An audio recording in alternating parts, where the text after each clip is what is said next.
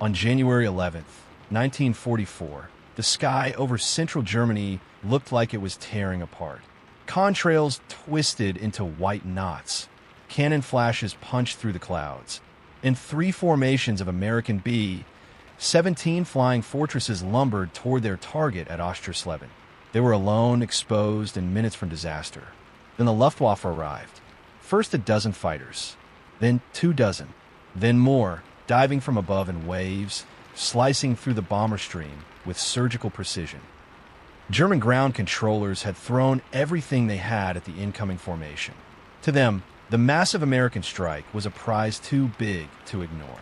Inside that chaos, one pilot scanned the sky and saw something no escort commander ever wanted to see.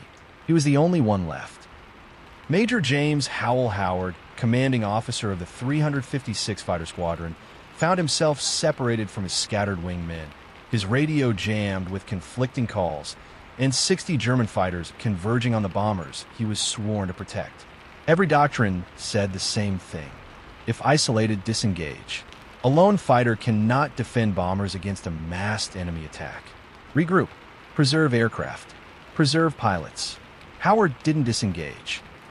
He pushed the throttle of his P-51 Mustang forward until it trembled in the slipstream, turned directly toward the attacking fighters, and made a decision historians still debate today. He chose to stay for 30 uninterrupted minutes, longer than most dogfights last. Howard would fight alone, not for glory, not for orders, but because 300 men in those bombers had no one else. Those 30 minutes would become the most famous lone fighter stand of the war. They would redefine escort tactics. They would earn Howard the Medal of Honor. And they would leave B-17 crews telling a story so unbelievable, so impossible, that investigators demanded sworn statements just to prove it happened. This is the story of the one-man Air Force. The mission had already been cursed from the beginning. Before the bombers even reached Germany, turbulence tore apart the bomber stream. Clouds broke the formations into uneven, scattered groups. Escort squadrons were split and stretched thin. The tight coordination that 8th Air Force relied on simply didn't exist that morning. Howard's 356 Fighter Squadron, part of the 354th Fighter Group, the first P-51 unit deployed in Europe, had scrambled to plug gaps in the crumbling escort screen. The Mustang was new, fast, and long-ranged, but it couldn't be everywhere at once. When the German controllers realized the Americans were disorganized, they seized the moment. At 24,000 feet, the first wave of enemy fighters hit the bombers like a hammer. FW-190s dove almost vertically, firing into the center element of the lead B-17 formation. A handful of Bf-109s attacked from below, climbing up beneath the bombers' blind spots. Luftwaffe pilots had refined this hammer-anvil tactic through years of fighting. Fast slashing attacks, break away, climb, and strike again. Howard viewed the chaos from a few miles out, his Mustang sliding through a thin haze layer. He had lost his wingmen in the confusion. He tried to raise nearby escorts on radio, static. He tried to contact the bomb groups, static. When he finally got a clear frequency, the call was chilling. Bandits, dozens of them, were being hit from all sides. Howard banked left, climbing, searching for friendlies. There were none. Below him, the B-17s were flying into a storm of cannon fire without a single escort fighter in sight. Slow, huge, and defenseless against enemy fighters in concentrated numbers, the bombers were minutes away from being overrun. This was the nightmare scenario every bomber crew feared. An entire strike force left exposed. Howard had seconds to decide what kind of pilot he was. Obey doctrine and disengage, or break every rule written and stand alone. He shoved the throttle through the gate. The Merlin engine howled. His Mustang lunged forward. He wasn't turning away. He was going in. Howard dove straight into the melee, closing the distance so fast that the bomber crews didn't realize at first that the approaching fighter was American. A B-17 tail gunner later recalled shouting, "Hold your fire. He's one of ours," moments before Howard streaked past his field of view and went directly for the nearest German attacker. The Luftwaffe pilots didn't see him coming. Not because he was hidden, but because no escort pilot was supposed to behave like this. A single fighter willingly charging a formation of enemy aircraft was tactically unthinkable. Howard slid behind the tail of an FW-190, tearing into the lead bomber. A burst of .50 caliber fire stitched across its wings. The German fighter peeled off, trailing smoke. Howard didn't wait to confirm a kill. He immediately rolled right and climbed, placing himself between the bombers and the next wave of attackers. If he slowed down, he would die. If he climbed too high, the bombers would be exposed. So he flew the razor's edge, fast enough to survive, close enough to shield. In the next seconds, he made the most unorthodox decision of the engagement. He didn't stay on any one target.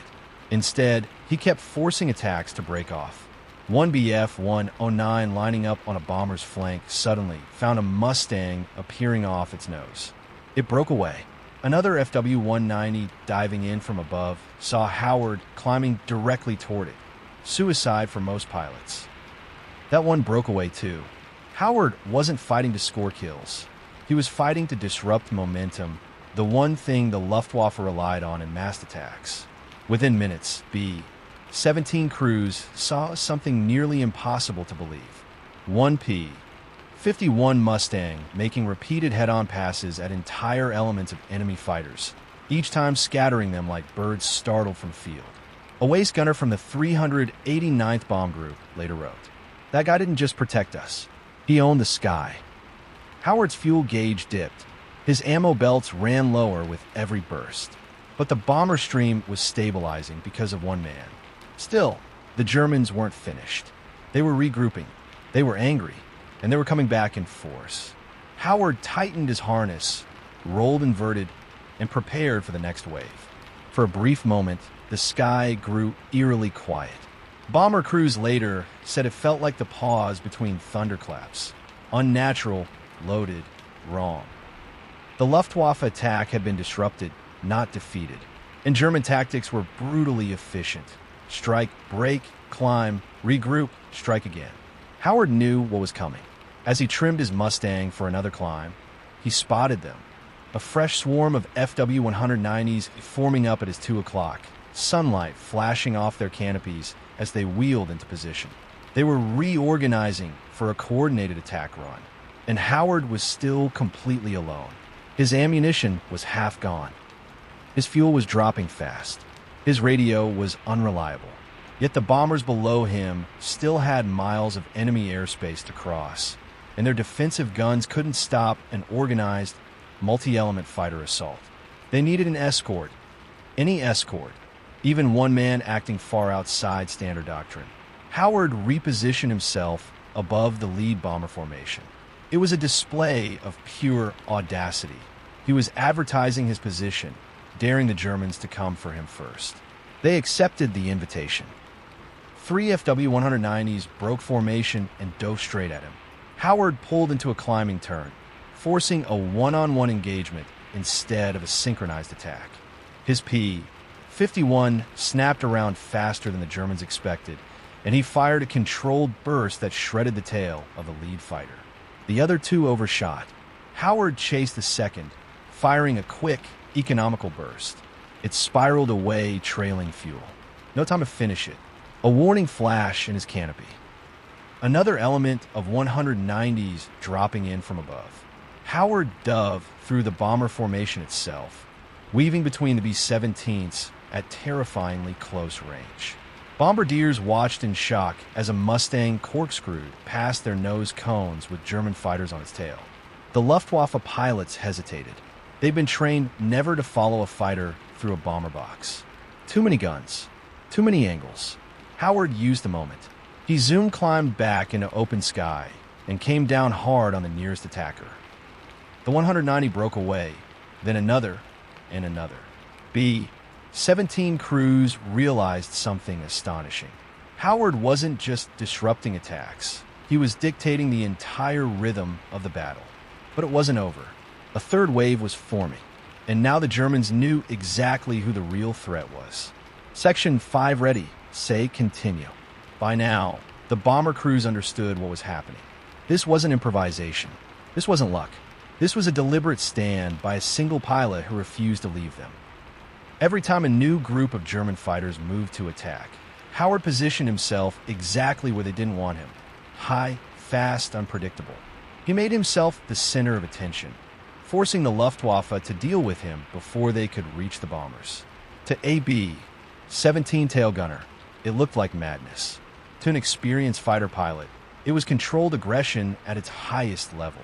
Howard didn't turn fights into prolonged duels. He didn't burn precious ammunition chasing kills.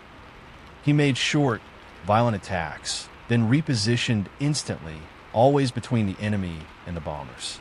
He was using the P-51 Mustang exactly as it had been designed, long before most pilots even understood its full potential. Then, without warning, his guns jammed. Not all of them, just enough to make his situation extremely dangerous. AB, 17 waist gunner saw Howard rock his wings, shake the plane, and dive through a cloud layer trying to free the stuck belts. It didn't work. Howard climbed back up anyway. No hesitation, no delay.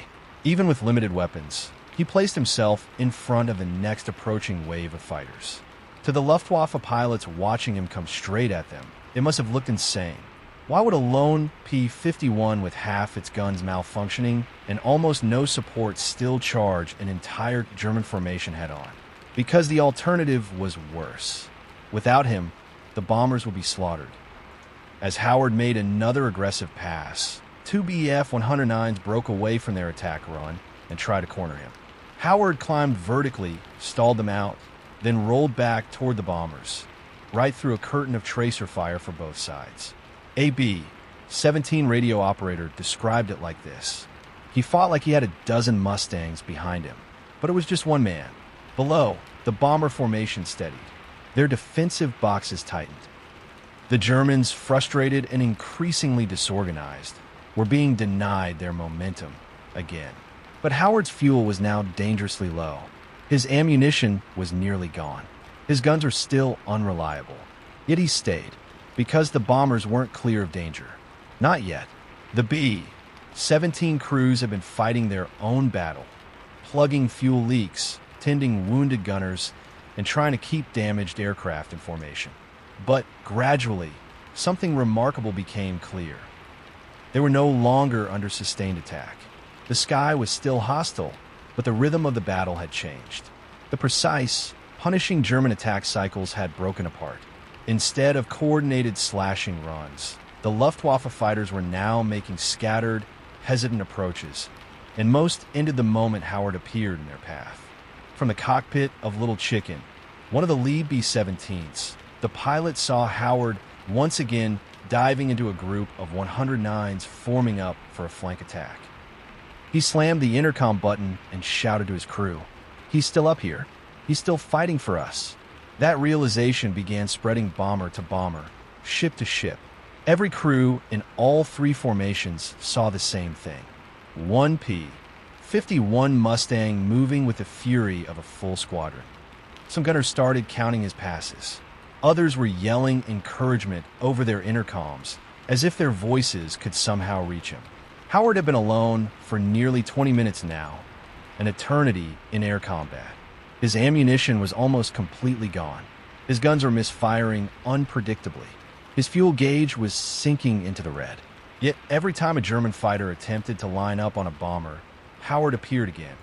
On their nose, on their tail, on their flank, forcing breaks, scattering attacks, making himself the threat no one could ignore. And then came the moment bomber crews never forgot. A fresh element of 4 FW-190s formed up on the high right side of the bombers, preparing for a classic diving strike. The sky glinted as they rolled into attack position. Howard climbed directly at them. He wasn't bluffing. He wasn't threatening. He was committing to a head-on challenge. The German leader broke off first, then his wingman. The two trailing fighters aborted seconds later. None of them fired a single shot. Inside one of the B-17s, a stunned tail gunner said over the intercom, "That Mustang is scaring them off. All of them." The impossible was happening. A lone escort fighter was holding back an entire Luftwaffe defense force. But Oschersleben was still deep in enemy territory. The bombers still had miles to go before reaching safer skies. And the Germans, now humiliated, were preparing their largest attack yet. The Beaufighter vibrated as it sliced through the warm Pacific night, its engines leaving a low, throaty hum in the darkness. Major Carroll Smith kept his eyes fixed on the A-scope, even though instinct begged him to look outside the cockpit. But outside, there was nothing. No moon, no silhouettes, no horizon. Just the kind of darkness that made men lose all sense of direction.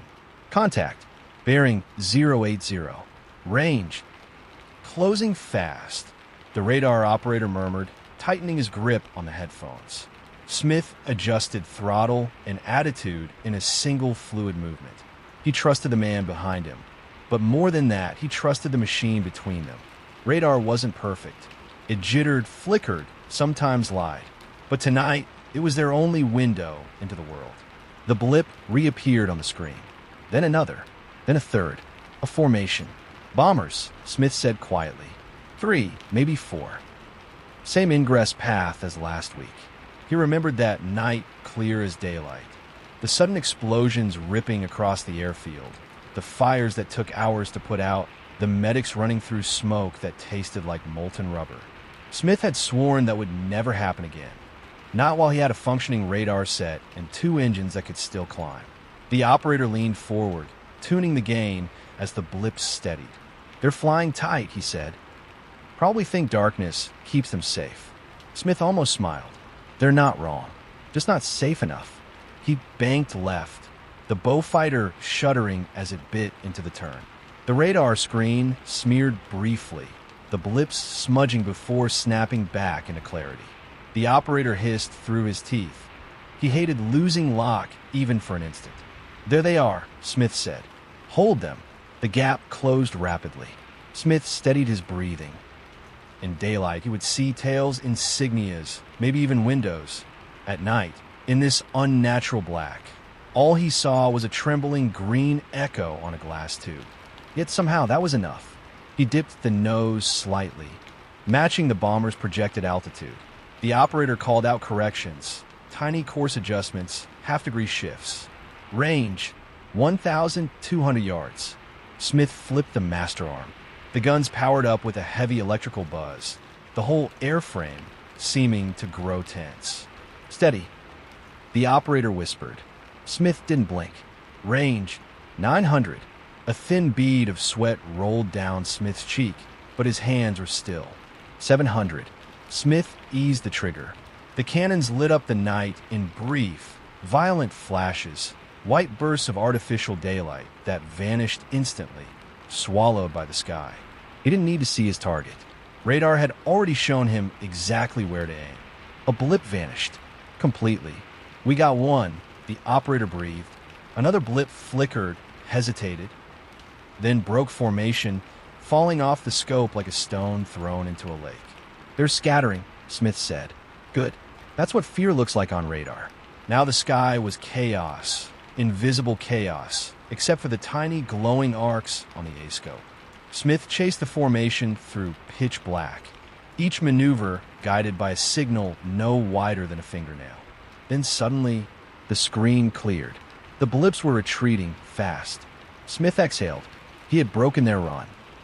Base, enemy formation turning back, he reported. But just before he could relax, one final blip blinked onto the scope. A lone straggler, flying low, trying to slip through. Smith's jaw clenched. Not tonight, he muttered. He brought the Beaufighter around one last time, and the chase began. The sky went strangely quiet. No tracers, no engine roars, no shapes cutting across the moonlit haze. Just the Beaufighter's engines thrumming through the cockpit floor. And the feeling that something was still out there. Smith knew better than to assume the fight was over. Japanese bomber crews were disciplined, coordinated, and patient. If even one slipped through, the ships below would pay the price. The convoy was still moving, still vulnerable, still counting on him. Radar, talk to me, Smith said. For a moment, nothing. Then, new contact. Bearing 190. Slow, low altitude, probably trying to sneak under the cloud deck. A lone bomber, flying nap of the sea, hoping the darkness would hide it. Smith shoved the throttle forward. The Beaufighter dove through the cloud layer, moisture streaking across the canopy. The altimeter unwound rapidly. Beneath him, the ocean looked like a slab of obsidian, reflecting almost none of the night sky. Range closing, still descending, the operator warned. Smith understood. The bomber was going for a mast height run, the kind that could put a torpedo straight into the convoy's lead transport. A single torpedo could sink a ship. A single ship meant hundreds of men. He refused to let this be the one that slipped through. Then he saw it, a black shape cutting across the water, barely visible except for the faintest glint from its canopy. The pilot was good, disciplined, steady, not wasting energy on evasive turns. Smith lined up, held fire. He closed the gap. 50 yards. 40. 30. The Japanese pilot finally realized he was there and began to bank hard, climbing sharply to escape the wave top. Smith fired a short burst, then another, then one last, precise stream of cannon fire. The bomber shuddered, left engine tearing open, flames licking across the wing. It clawed upward for a second, then slipped back down toward the water and disappeared into a plume of spray and fire. Silence returned. Smith climbed back toward the clouds. "Convoy, this is Night Fighter Lead," he radioed. "Area clear." It wasn't bravado. It was relief, the quiet kind that only comes after you've gambled everything in the dark and somehow brought everyone home. Below, 3 entire ship formations kept steaming forward, unaware that their survival had hinged on minutes, on inches, on the stubborn refusal of one pilot to let the night belong to the enemy. Major Carroll Smith turned for home, not triumphant, just tired, just grateful. And behind him, the ocean swallowed the wreckage of the last bomber. The night, for once, belonged to him.